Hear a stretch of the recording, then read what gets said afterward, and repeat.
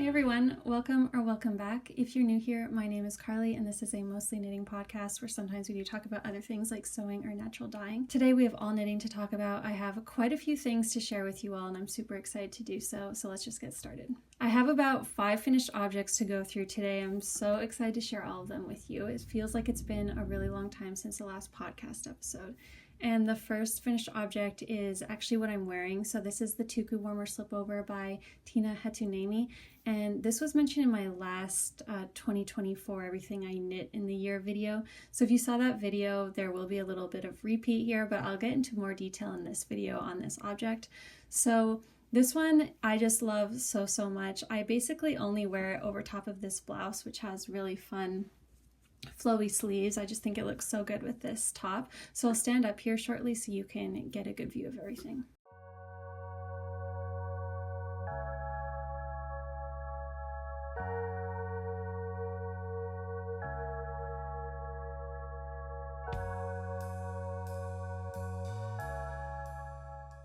So I knit this in Juniper Moon Farm Saxony in the color Feldgrau. This yarn was gifted to me from Knitting Fever earlier on in 2024. And I had this yarn sitting in my stash for a really long time. I just didn't really know what to do with it. It's super soft, luxurious yarn, and I was just waiting for the right project to come along, and I only had a certain amount of yarn to work with, so I kind of didn't know what I wanted to make with it yet. And then I came across this Slipover, and I thought it would be really perfect for this yarn because just the way the texture of this yarn, I thought it would work really well in garter stitch, and that's what this Slipover is. It's actually knit flat for portions of it in garter stitch, and I just thought that that texture would work really well with this yarn. So I'm glad I waited so long to use this stuff because I'm really happy with the piece that I have now.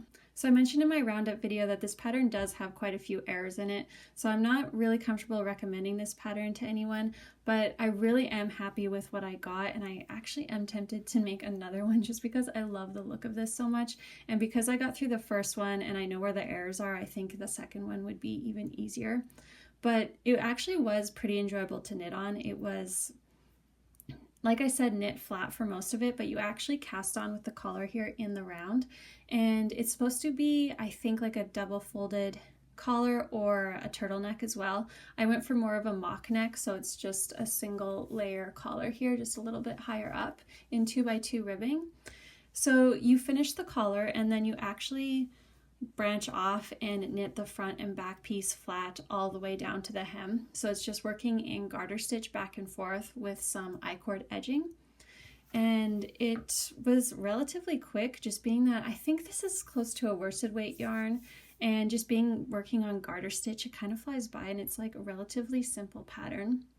So I actually started this November 28th and finished December 8th. So that was really nice just to see progress really quickly, because before that, I think I was mostly knitting just for others and I hadn't knit myself a garment in a really long time. So I was kind of aiming for a quicker knit and something that I could wear pretty soon. And I also really wanted to wear this for some like Christmas events that I had planned. I haven't styled this with too many pieces other than this shirt that I'm wearing here. I just find that it looks so good with this top. I haven't worn it with just a plain tee or anything yet, just because I don't think that's my style fully. I would love to get more tops just like this with some fun, some fun balloon sleeves and tassels and a fun like floral print. I really love pairing these slipovers with tops like this. Actually, I don't know why I'm saying that because I'm making it sound like I do this all the time. This is my first slipover I've ever made, and I don't know why it took me so long to start knitting slipovers. I wasn't ever really drawn to them, but after this one, I just think I need a lot more in my wardrobe now. And they are like, yeah, relatively quick knit and kind of a nice break in between knitting really big sweaters. So yeah, even though this had errors in the pattern and that was a little disappointing, I just love this finished piece. I am really glad I made it, and I'm really glad I saved this yarn for this piece as well. Okay, the next finished object is the Traveler Shawl by Andrea Mowry. I spoke about this briefly in my last podcast episode, and this is what I actually chose to do for my Advent project this year. So I used Big Little Yarn Co.'s Day at the Museum Advent from 2023 because I didn't use it last year. So I had all this yarn to use up, and yeah, I just thought that the Traveler shawl would be really fun. I've been wanting to do something from the Traveler collection for a really long time, so I finally started the Traveler shawl. I started this on November 22nd. I started a little bit earlier than December 1st because I had already opened up all this yarn before. It was the year's previous advent, so I just felt like there was no problem starting earlier. And then I finished just a few days ago on January 4th. So I'm gonna stand up here and hold it way back there because it's quite large and I want you to see all of it.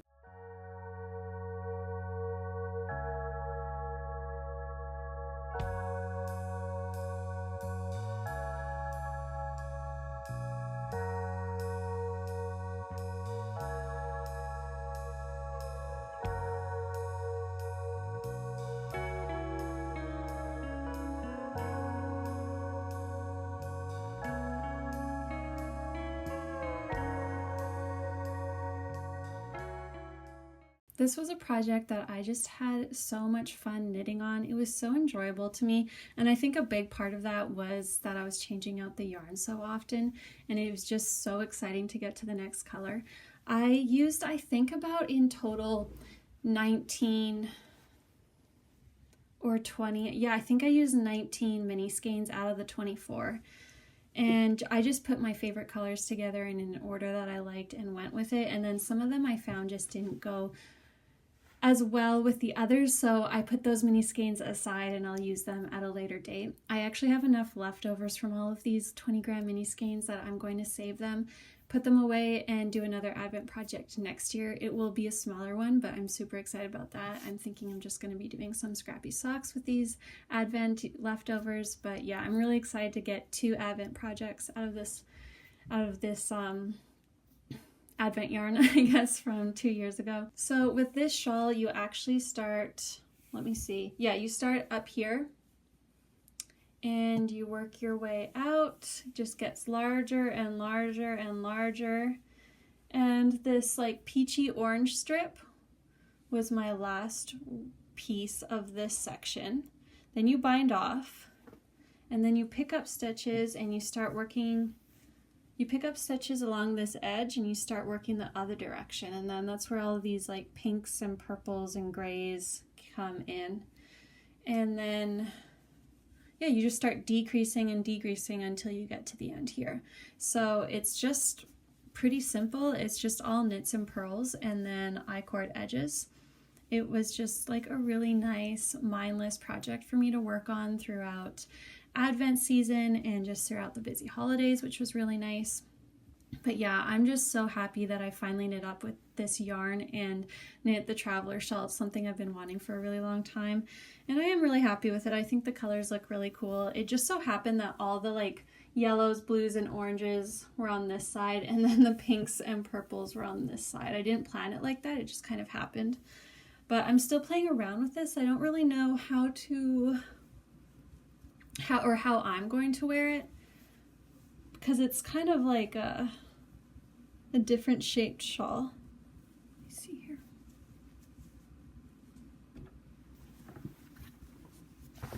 But yeah, that's kind of pretty.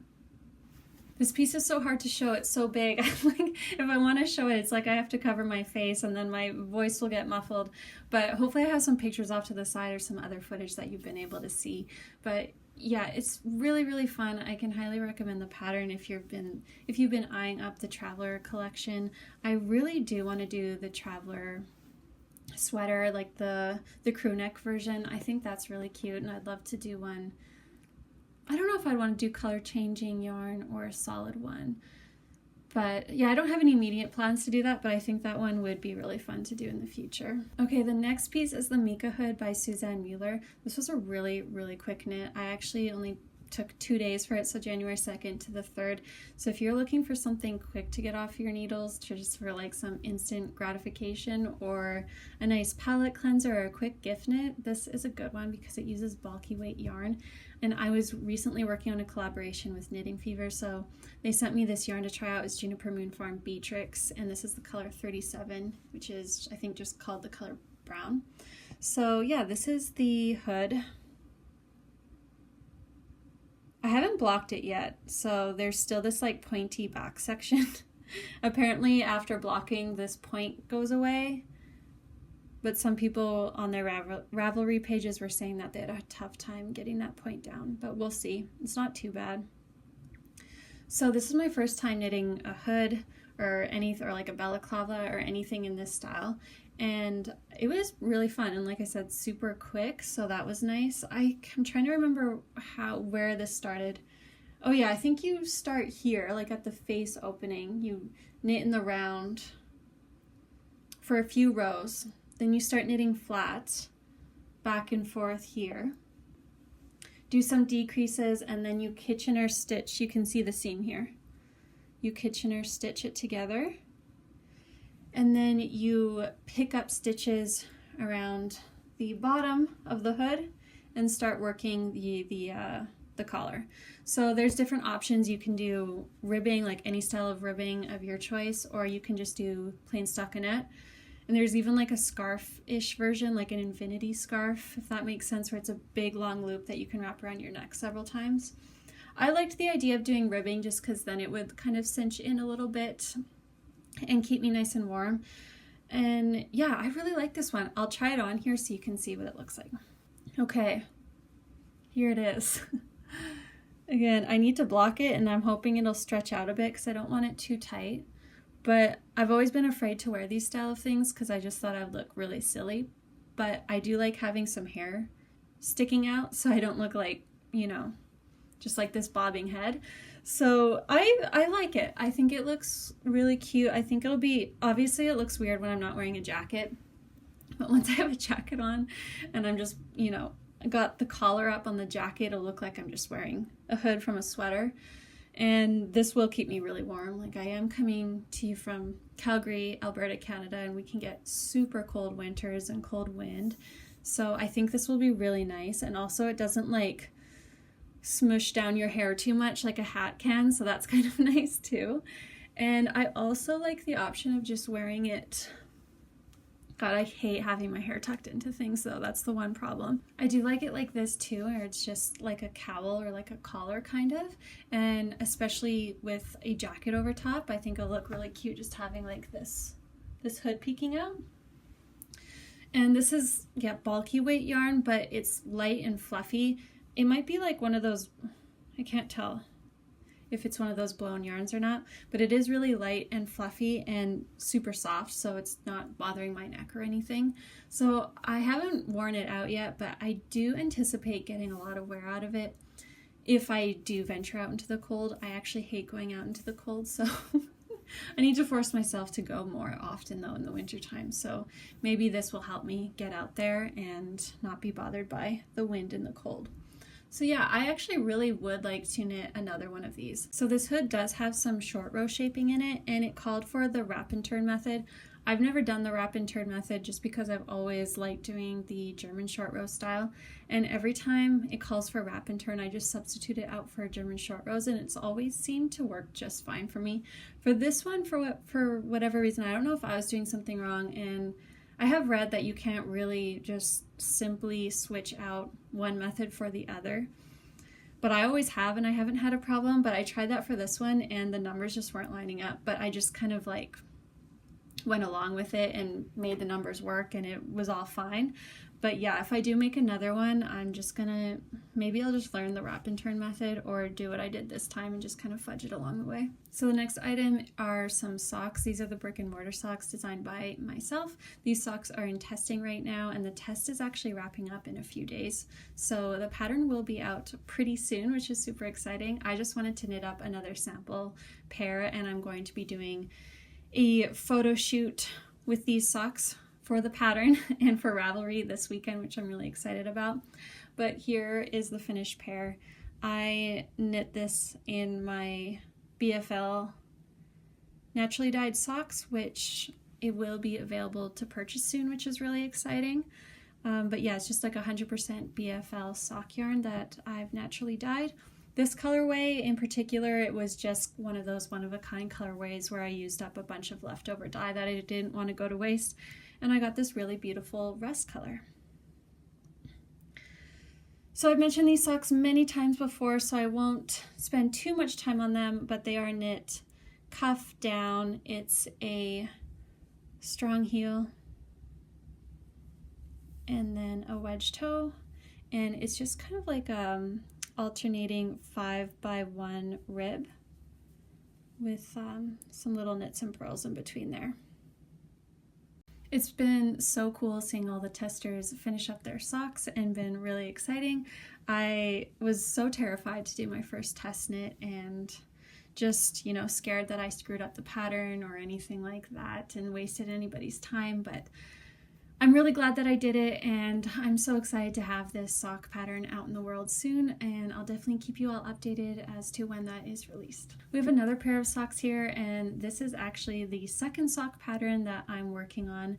The pattern's all written up. I will be getting it tech edited soon, which is really exciting, and anyways, there are some colorwork cuff down socks here knit in my hand-dyed yarn, which again will be available for purchase soon.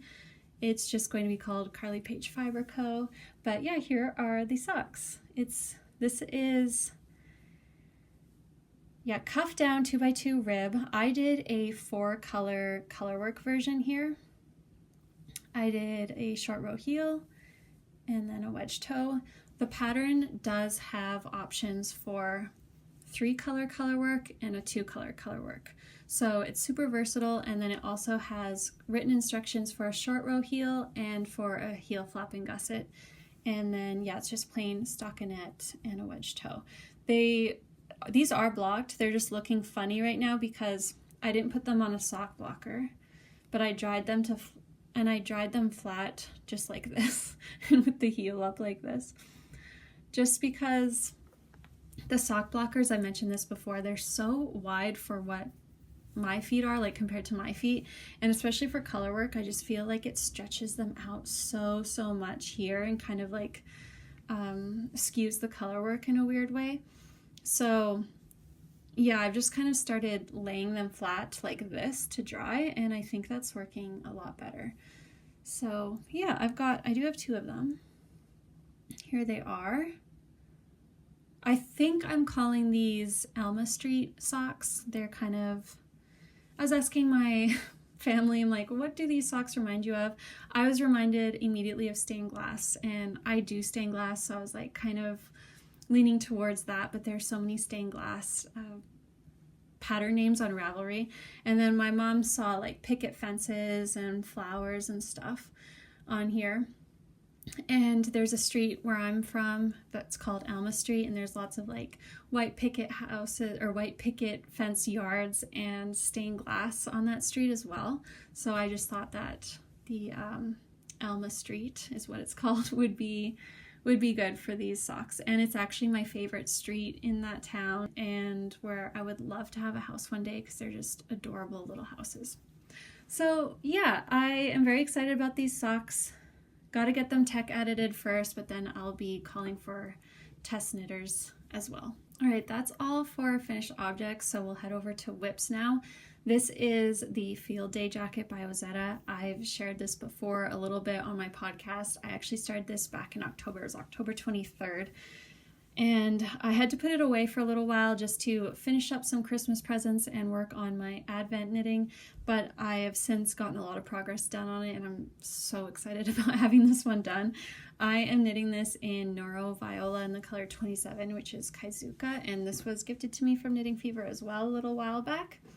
And I have finished the body now. I've weaved in all my ends so far. I've like seamed up the back collar, and it's looking really good. So I'm just gonna get it all sorted here, and then I'll stand up and show you. Okay. It's not blocked, obviously. It's mid-project, so it's not sitting flat and nice. But here it is. This yarn is beautiful. I'm obsessed with it. I love the subtle color changes and the muted tones. And I've got, like I said, the back all sewn up because the button band is knit as you go, but this is a V-neck, so you have to start the button band like separately at the neck, and then you get a huge gap there that you have to seam up later. So I've got that all sewn up, and I did The ribbing at the bottom, wow, this also is hard to show. I also have my mic right here in front of me that you can't see, and I'm always paranoid of hitting my knits against it and it creating a noise. So I have to like put it over it. Anyway, it's very awkward to show. So I did a tubular bind off. I just bound the body off this morning, and I think the bind off worked out pretty well. And I just picked up for the sleeve and gotten like 7 rounds maybe of the sleeve. So I'm gonna try this on here and I'll show you what the fit is like. Okay, so I'm just gonna stand up here and you'll see the length of this sweater.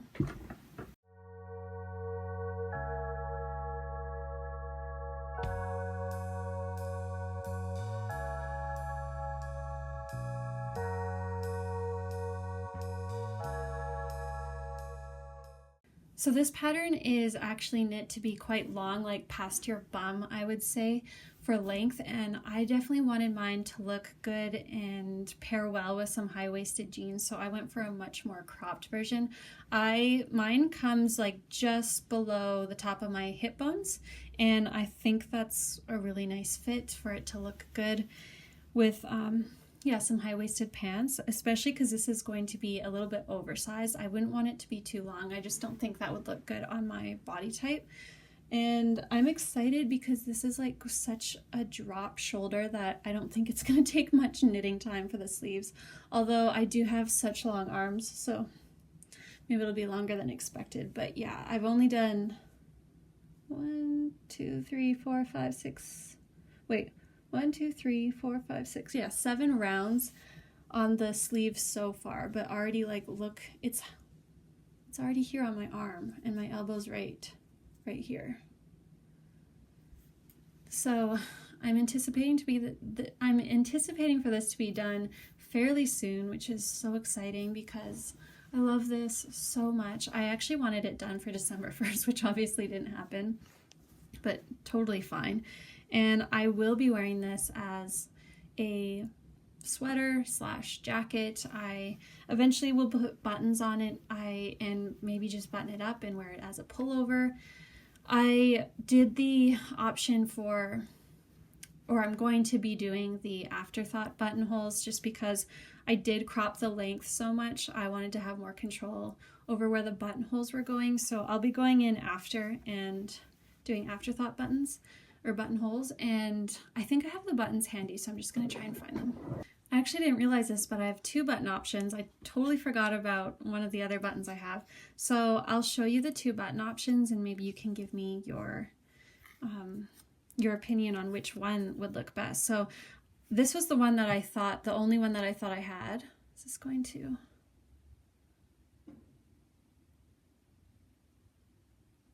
So I thought that would look kind of cool on here. But then I found these ones. These are like ceramic handmade buttons that I got when I was in Victoria.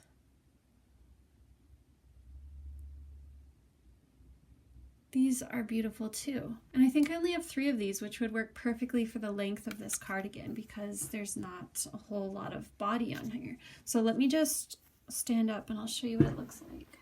Well, it's against this background, but here.